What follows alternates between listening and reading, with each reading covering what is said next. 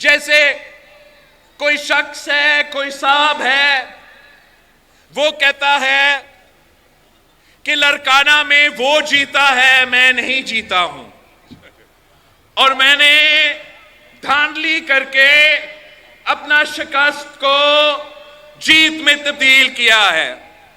अब कोई उस साहब से पूछे कि कौन सा पोलिंग स्टेशन पे आपका शिकायत है। इलेक्शन के दौरान पाकिस्तान पीपल्स पार्टी ने इलेक्शन कमीशन को इन राइटिंग अपने शिकायत भेजे। कोई और सियासी जमात जो हमारे मुकाबला कर रहे थे, उनका कोई शिकायत नहीं था। इन्होंने इलेक्शन डे पे शिकायत नहीं की, इलेक्शन मुकम्मल होने पे शिकायत नहीं की।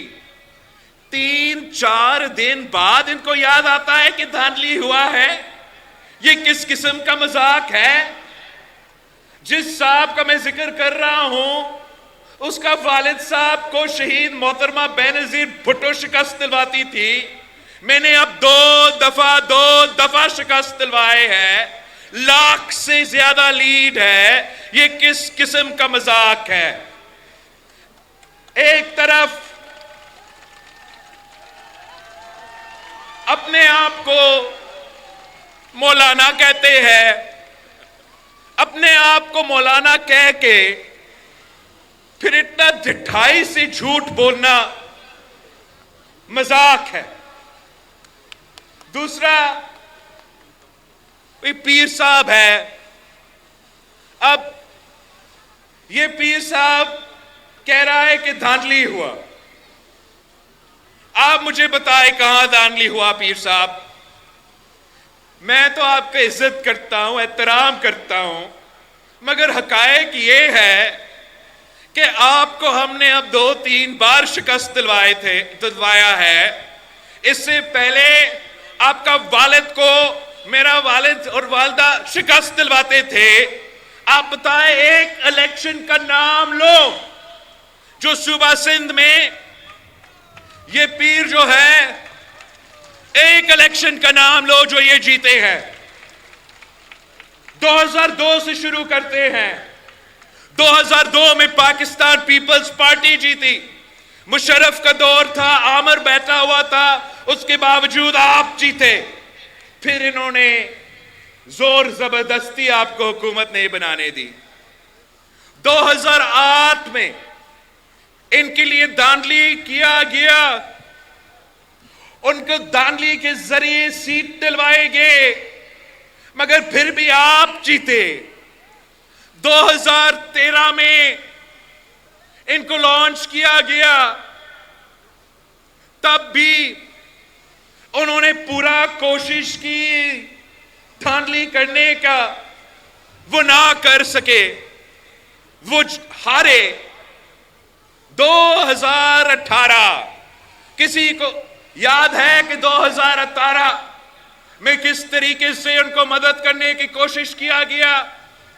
2018 में भी वो शिकस्त, और आज उसके दरमियान में बल्दियाती इलेक्शंस में उनको शिकस्त, बाई इलेक्शंस को उनको शिकस्त। इलेक्शन के दौरान वो कैंपेन करने नहीं निकले, फिर भी उनको शिकस्त। और अब वो कहते हैं कि वो धांधली करके उनको हरवाया गया। अगर उनके पास सबूत है, वो सबूत लेकर आओ। आपके पास फॉर्म 45 है, पीर साहब के पास है, मौलाना साहब के पास है, तो हम धांधली में यकीन नहीं रखते हैं। आप लेकर आए वो फॉर्म 45। आप साबित करते हो तो आओ, साबित करो। मैं अगला दिन आपका मुकाबला करता हूं बाय इलेक्शन में, देखते हैं कैसे आप जीतते हो। वैसे मैंने 2 सीटें निकाले, वो 2 सीट निकाले तो एक को छोड़ना पड़ेगा। जब एक छोड़ता हूं, 6 महीनों बाद बाय इलेक्शन होगा, तो मैं जो शिकायत कर रहे हैं, चाहे वो पीर साहब हो या मौलाना साहब हो, कि एक सीट तो मैं छोड़ रहा हूं ना, तो आए फिर वो छोड़ा हुआ सीट पे मुकाबला करते हैं, देखते हैं कि आपका औकात क्या है।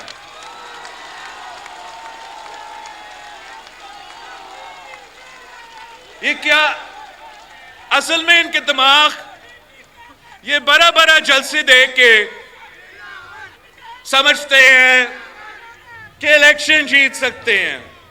कोई उनको समझाए कि इलेक्शन करना, इलेक्शन जीतना और जलसा करवाने में बहुत बड़ा फर्क है भाई, बहुत बड़ा फर्क है। एक तो इन जलसे में सबसे ज्यादा इनके जलसे में मदरसा के जो बच्चे हैं वो पहुंचते हैं। वो मदरसे के बच्चे देख के वो समझते हैं कि वो पूरा सिंध को फतह कर देंगे, वो पूरा पाकिस्तान को फतह कर देंगे। इलेक्शन डे जब आता है उनको फिर अंदाजा होता है कि इन बच्चों के पास तो वोट ही नहीं है। दूसरी तरफ जो पीर साहब है, जो नस्लों से हमें इलेक्शंस हार रहे हैं, वो भी कभी कभार दीदार करवाता है तो उनके मुरीदें निकलते तो जरूर है, और वो भी इस गलतफहमी में होते हैं कि मेरे इतने सारे मुरीद हैं कि ऐसे ही मैं इलेक्शन जीत जाऊंगा। वही बात कि ये बात तो वो भूल जाते हैं। कल भी अगर पीर साहब उस जलसा में ना पीर जो ना मीर जो का नारा लगा देते हैं, लगाता जरा, तो वोट सिर्फ तीर जो, वोट बेनजीर जो का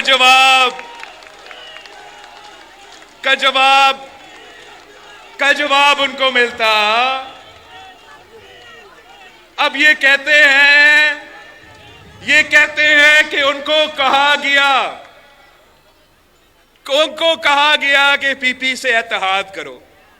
अब पता नहीं उनको किसने बताया, मैं आपको बताना चाह रहा हूं कि किसने मुझे बताया कि पीर साहब की जमात से इत्तेहाद करो। पीर साहब का अपना भाई सदरुद्दीन शाह साहब ने मुझे कहा।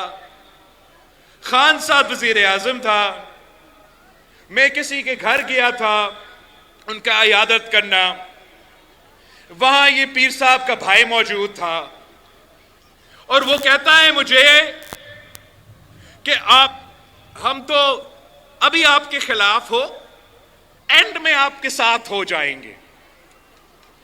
ये क्या मतलब, एंड में आपके साथ? इसका मतलब ये था कि इलेक्शन से पहले मुल्ला जो है वो हर डिवीजन में 1 सीट का मुतालबा कर रहा था, और पीर साहब जो है वो 10 सीटें का मुतालबा कर रहा था। अब मेरे जियाले जीत चुके हैं, मैं कहां से ढूंढ के ये सीट इनको दिलवा दूं?